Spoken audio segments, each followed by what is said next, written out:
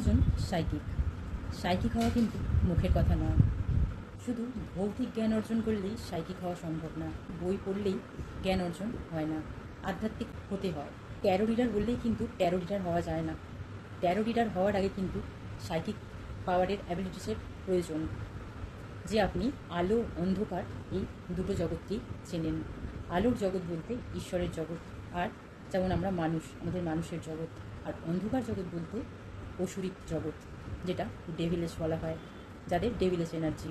ঈশ্বর আমাকে সাইকিক তৈরি করেছেন এই ইভেল মানুষগুলোর পাশাপাশি রেখে।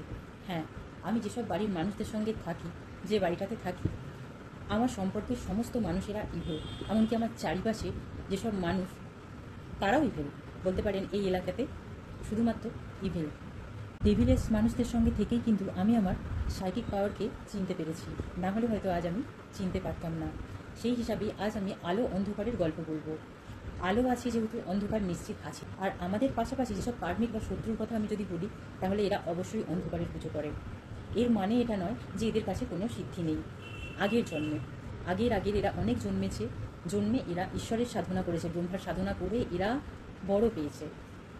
সেই সিদ্ধিগুলো এরা মিসইউজও করে। মানুষের চামড়া এদের গায়ে থাকলেও আসলে এরা কিন্তু ডেভিল নিয়ে বলছি বলে আমাকে একটু আটকানোর চেষ্টা হচ্ছে। আমার থ্রোট ডিস্টার্ব করছে, আপনারা বুঝে নিতে পারেন, যাতে আমি না বলি এগুলো আপনাদের, সেই চেষ্টা হচ্ছে। কিন্তু আমি বলবোই, কারণ আমি সত্যির সাথে আছি, ঈশ্বরের সাথে আছি, আমার কোনো ভয় নেই। যেহেতু এরা অন্ধকারের পুজো করে, অন্ধকারকে এরা ঈশ্বর বলে মানে। কিন্তু ঈশ্বরের সাথে এদের রাগটা কোথায়? এরা নিজেদেরকে কেন এত শক্তিশালী ভাবে, আর ঈশ্বরের শক্তির থেকে এরা নিজেদেরকে বড় শক্তি মনে করে? কেন এদের এই অহংকার? আমরা টিভি সিরিয়ালেও দেখেছি অসুরদের সাধনা কীরকম ছিল। একটা আঙুল কেটে রক্ত বার করে আহুতি দিচ্ছে, একটা কান কেটে রক্ত বার করে আহুতি দিচ্ছে, হাত কেটে রক্ত বার করে আহুতি দিচ্ছে।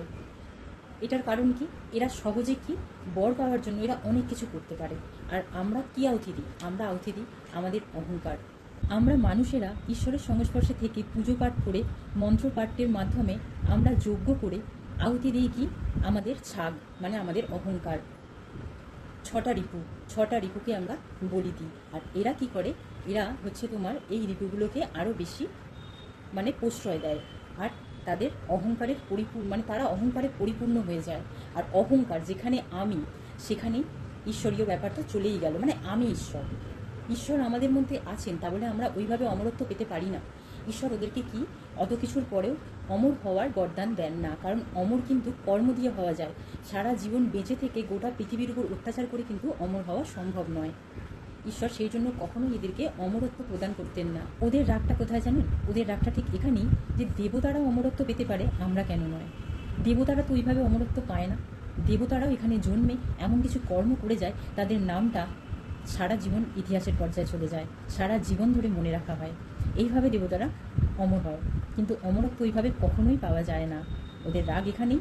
তাই ওরা কি জন্মে কি করে, যে এসব সিদ্ধি নিয়ে সাধনায় যে বর ওরা পেয়েছে, সেই বরটার মিসইউজ করে ফেলে। আজকে যদি এটা ওরা কাজে লাগাতো, ওরাও আজকে বিশাল কিছু করতে পারতো।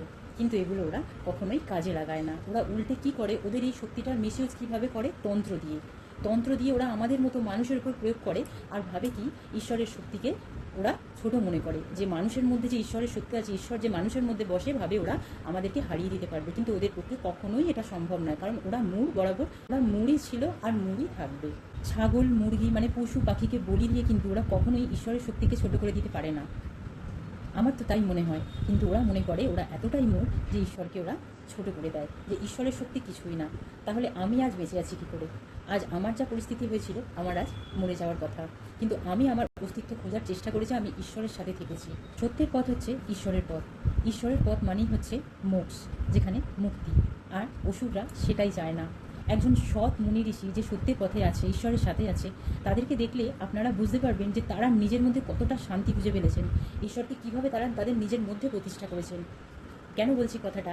এখন আপনারা খুব ভালো করে যদি দেখেন, প্রেমানন্দ মহারাজজিকে দেখলে বুঝতে পারবেন যে প্রেমানন্দ মহারাজজিকে কোথাও যেতে হয় না, সমস্ত মানুষ তার কাছেই আসে। সততার সাথে সাধনা করে মানুষকে পথ দেখান, এরকম সাধক কিন্তু এখনও আমাদের পৃথিবীতে এক্সিস্ট করেন।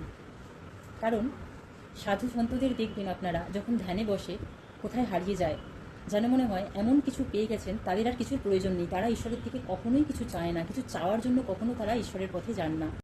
তারা তাদের অস্তিত্বকে খুঁজে ঈশ্বরের শক্তির সাথে পরিচিত হয়। আর তাদের মনে হয় যে আমাদের জীবনে শুধু নিঃস্বার্থ ভালোবাসা ঈশ্বরের জন্য, আর আমাদের কিচ্ছু চাই না। মানুষকে ঈশ্বরের পথ দেখানো আর ঈশ্বরের ভালোবাসা। তারা ধ্যানে বসে দেখবেন মানে নতুন নতুন ডাইমেনশানে যেতে পারে। সেসব ডাইমেনশানে ঘুরে তারা নতুন নতুন জ্ঞান অর্জন করে, নতুন নতুন অনেক কিছু তারা শেখেন, আর নিজেদের মনের আনন্দে তারা বাঁচেন। কারণ কি, তারা তাদের অস্তিত্ব খুঁজে পেয়েছেন।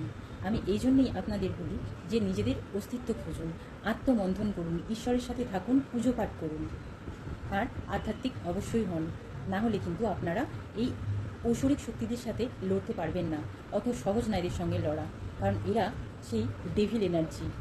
এদেরকে ভয় পাওয়ারও কিছু নেই যদি আপনারা আমার মতো করে ঈশ্বরের সাথে থাকেন। আমার হাতটা ধরুন আর খুব সহজে ঈশ্বরের পথটা আপনারা স্মরণ করুন। আমি হাতটা বাড়িয়েই বসে আছি যে আপনাদের যাতে আমি ঈশ্বরের পথ দেখাতে পারি। ব্ল্যাক ম্যাজিককে ভয় পাওয়ার কিছু নেই। ঈশ্বরের সাথে থাকলে আপনার জিত নিশ্চিত। রাখে হরি, মারে কে? হরি যদি আমায় রাখতে চায় তাহলে আমায় মারবে কে? ডোরটা তো তার হাতে বাঁধা, তাই না?